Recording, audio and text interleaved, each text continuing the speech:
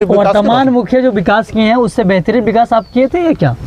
बेहतरीन नहीं कहिए, हमारे विकास की तुलना में वो 10% अगर वोट दिखाते हैं हमारी पंचायत में मुखिया जी का 3 साल के कार्यकाल में, तो मैं मान सकूंगा कि तो आप चुनाव क्यों हार गए हैं? विकास जब वर्तमान मुखिया से बेहतरीन किए तो चुनाव हारने का क्या कारण? नमस्कार, समाधान कब तक देख रहे हैं आप? मैं आपका अमन और अभी मैं मौजूद हूँ धुरहता पंचायत जमुआ और मेरे साथ मौजूद है पूर्व मुखिया धुरहता पंचायत के तूफानी सिंह, नाम से वाकिफ़ होंगे। कुछ वोट के अंतराल से चुनाव हार गए थे, लेकिन आइए जानकारी लेते हैं कि कितना विकास जो वर्तमान में मुखिया भी हैं प्रदीप सिंह कितना विकास किए हैं। जानकारी लेते हैं, पूर्व मुखिया से बात करते हैं। मुखिया जी सबसे पहले स्वागत है और जोहार। आपके पंचायत में लगभग अगर विकास देखा जाए 3 सालों में, मुखिया का कार्य जब 3 साल का हुआ, कितना विकास हुआ अभी तक?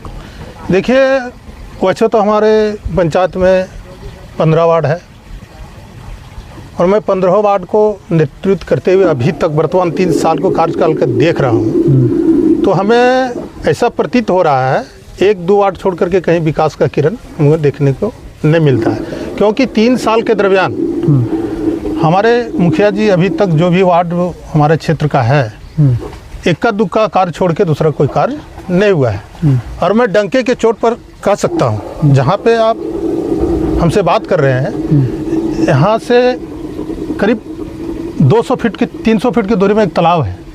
आप नज़र रखिए, आप जांच कर लीजिए, एक विकास हुआ है 15 से 2023-24, जो कि वो चबूतरा धंस गया है, उसका तस्वीर आप जाके जरूर ले लें। तो यही तो 15 का हल है। आगे रह गया अबू आवास और आवास प्लस।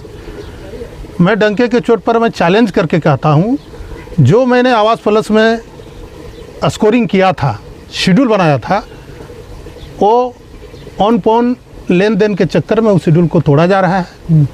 मैं तो वर्तमान अभी तक एप्लीकेशन नहीं लगाया हूँ, मैं कुछ दिनों का इंतज़ार कर रहा हूँ। क्या शेड्यूल को तोड़ा जा रहा है? जैसे वो एक शेड्यूल होता था, सीरियल होता था, गरीब कैटेगरी का सीरियल, कि मैं सबसे पहले फलना का दिया, उसके बाद दूसरे नंबर पर ये है, तीसरे नंबर पर वो है।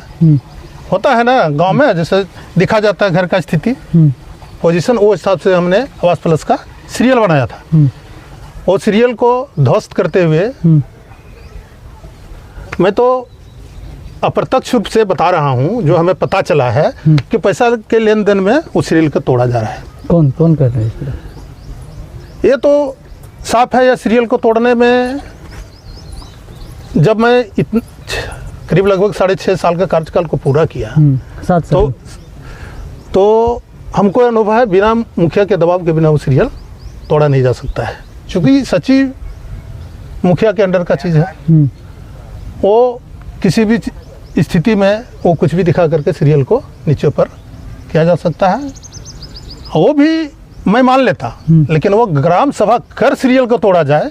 अगर कोई आदमी 3 साल के दरमियान को उठ गया ऊपर, तो उसको सीरियल का वो तोड़ सकते हैं, लेकिन बिना ग्राम सभा को नहीं तोड़ सकते। जबकि मेरा ग्राम सभा कॉपी उसमें लगा हुआ है। अच्छा, मेरा 15 वार्ड था, 12 वार्ड का उसमें साइन है। वर्तमान वार्ड सदस्य लोग को अभी दरकिनार कर दिया गया है। अगर आपको लगता है तो आप वार्ड सदस्य से जाके मिले 15वीं पर, आवास प्लस पर, तो वार्ड सदस्य लोग आपको जो मैं बता रहा हूँ उसको सत्यापन कर सकते हैं। एक सवाल हो रहा है, स्वास्थ्य उपकेंद्र जो है, कब से इसका हालत इस तरह जर्जर पड़ा हुआ? क्या आप जब कार्य कर रहे थे उस समय से था या अभी हुआ है?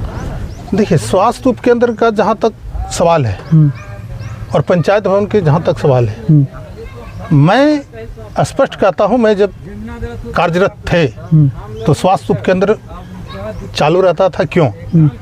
कि पर डे में अपने कार्यालय में उपस्थित रहा करता था। अभी आप वर्तमान आकर जाकर देख सकते हैं कि कार्यालय में ताला लटका होगा। सप्ताह में 1-2 दिन, महीना में 1-2 दिन जब किसी तरह का चिट्ठी आता है, तो हमारे वर्तमान मुखिया जी पंचायत कार्यालय में बैठते हैं। जबकि शेड्यूल ये होता है कि मुखिया जी कोई कार्य से बाहर जाए तो रोजगार सेवक या सचिव या एक अंग और रहा करता था, स्वयं सेवक। अभी है या नहीं है ये तो मुखिया जी जाने, हटने का चीज़ नहीं है। ये 4 के तहत पंचायत कार्यालय खुला रहना चाहिए, क्योंकि किसी भी प्रकार की दिक्कत जनता में हो तो जनता उनसे जाके संपर्क कर सके, और संपर्क ही नहीं होगा तो विकास कहाँ?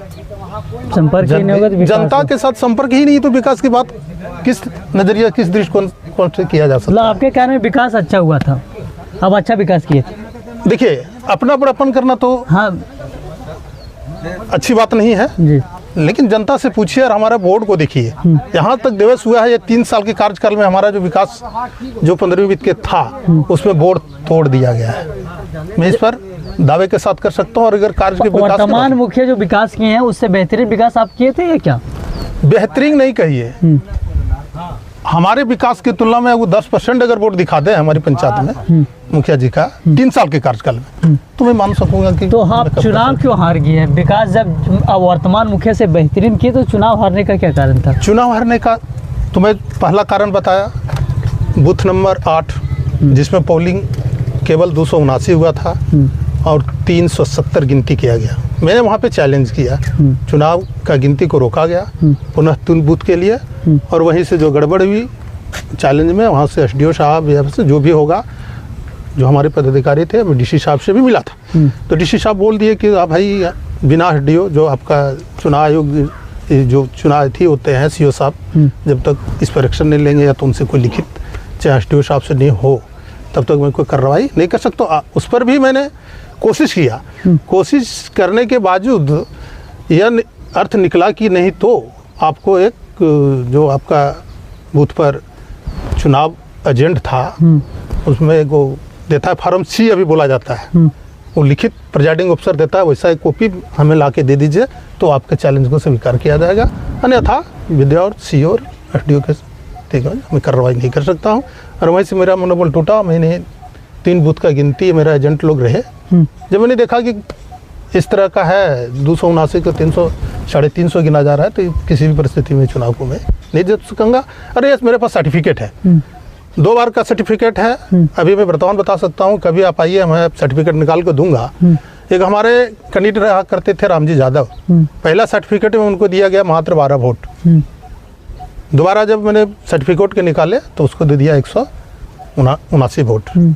एक सर्टिफिकेट निकाले थे मैं जिला से, उसमें 12 वोट रामजी यादव, और एक सर्टिफिकेट निकाले अंचल से, जब वो शपथ ग्रहण ले लिए तो निकाले तो उसमें रामजी यादव को 279 वोट दिया गया। वो अकाउंटेंट क्या कर रहे थे, कैसे 2 तरह का सर्टिफिकेट दिए। फिर मैंने मन बनाया कि मैं चैलेंज करूँगा। दूसरे नंबर पे आप थे ना? हाँ, दूसरे नंबर पर थे। मैं चैलेंज करूँ, केस करना चाह रहा था। फिर लोग समझाए कि केस लड़ते करते 4.5 साल 3.5 साल चला जाएगा और पैसा भी आपका और कोर्ट का चक्कर में बर्बाद होगा, इसलिए जनता का ये एडवाइस था कि आप धैर्य रखिए, 5 साल कोई बड़ी दिन नहीं होता है, और जब जनता ही सर्वोपरि है, जनता का जब ही आवाज़ आई तो मैंने केस करने से अपने आप को रोक लिया। 2027 में आप फिर आइएगा पंचायती व्यवस्था में? देखिए, पंचायती व्यवस्था में आने के लिए जैसे मैं तो सर्वोपरि तैयार हूँ, उसके बाद कुछ समय रहेगा, फिर जनता के बीच में जाऊंगा, उनसे आश्वासन लूंगा। अभी जनता से नहीं मिल रहे क्या? जनता से मिल रहे हैं, बस मैंने चुनाव राजनीतिक मदद करने के ध्येय से, और जितना तरह के चुनाव जब से आप हारे हैं, क्या जनता लोग से मिलना जारी है या छोड़ दिए? जनता लोग से मिलना जारी है, लेकिन मैं अभी वर्तमान किसी भी पंचायत प्रतिनिधि को आड़े नहीं लिया हूँ, क्योंकि समय का इंतज़ार कर रहा हूँ और जनता को ये मैं बता रहा हूँ कि मेरा विकास को देखिए और आप अगला को विकास को देखिए। तो जिस तरह आप पूछ रहे हैं उससे जनता भी पूछ रही है। चलिए, लेकिन सवाल है बहुत तरह का, मान लीजिए हरिजन सीट हो जाए, बहुत तरह का सीट होता है ना, जनगणना वगैरह हो, सीट चेंजिंग हो, तो और अगर कोई मैं उस कैटेगरी में नहीं आ सकूँ तो चुनाव फिर। अच्छा, अपनी जनता क्या कहना चाहते हैं? देखिए, जनता को तो मैं अपना माथे पर रखना चाहता हूँ, क्योंकि हमारा जैसा गरीब पहला बार जब मुखिया बना, पूरा पूरे पंचायत पूरे प्रखंड ये चीज़ को सोचने पर मजबूर हो गया। मैं बता रहा हूँ, मैंने अगला चुनाव, मैं पहला चुनाव जो हुआ था उसमें अपनी पत्नी को लड़ाया था, महिला सीट थी, मैंने 17,000 रुपये खर्च किया था। दूसरा चुनाव में मैं केवल 37,000 में उतना वोट लाया हूँ। वो रियलिटी क्या है वो तो आप ही जाने, चलिए, और जनता ही जाने। नहीं, देखिए, ये चीज़ जनता जानने की बात नहीं है, जनता तो जान रही है, भली बातें जान रही है, और मैं क्या था वो जनता जान रही, चूँकि मेरा पंचायत का मामला है। चलिए, बहुत बहुत धन्यवाद मुखिया जी समय देने के लिए। ठीक है, तो और विशेष अगर कुछ ऊपर का भी कुछ लेना देना है तो बोलिए, हम बोलने के लिए मैं तैयार हूँ। ये नहीं हमारी पंचायत का मान लीजिए विकास के, अभी तो हमारे मुखिया जी, वर्तमान मुखिया जी कह रहे हैं फंड कम आ रहा है, ये आ रहा है, वो आ रहा है, मैं इसको कतई नहीं मानता हूँ। इसलिए नहीं मानता हूँ क्योंकि फंड वही है, केवल 10%, 20%, 30% जो डिवाइड हुआ है पंचायत स्तर पर, जैसे पंचायत समिति के खाते में गया, जिला परिषद के खाते में गया, ये वो बता रहे हैं। लेकिन हमारे पंचायत समिति भी तो विकास करेंगे तो पंचायत पर ही करेंगे, हमारा जिला परिषद भी विकास करेंगे, पैसा तो वही है, आवंटन वही है, तो भाई वो भी तो पंचायत में ही करेंगे। पंचायत में देखना चाहिए ना कि भाई ये सब मिला जुला करके पंचायत में इस तरह का विकास हुआ है। हम आप लोग से रिक्वेस्ट करेंगे, मैं एक एलिगेशन डाला हूँ, अगर आपको लगता है कि मैं झूठ बोला हूँ तो आप उससे जाइए और वहाँ देखिएगा प्रदीप सिंह वर्सेस गौरव कुमार सिन्हा, आपका मैंने योजना का अध्यक्ष है, वोट लगा वो, उसको आप जाके फोटो ले लीजिए तो थोड़ा सा हमको तसल्ली आ जाएगा मैंने जो सच बोला हूँ या गलत बोला हूँ। बहुत बहुत धन्यवाद।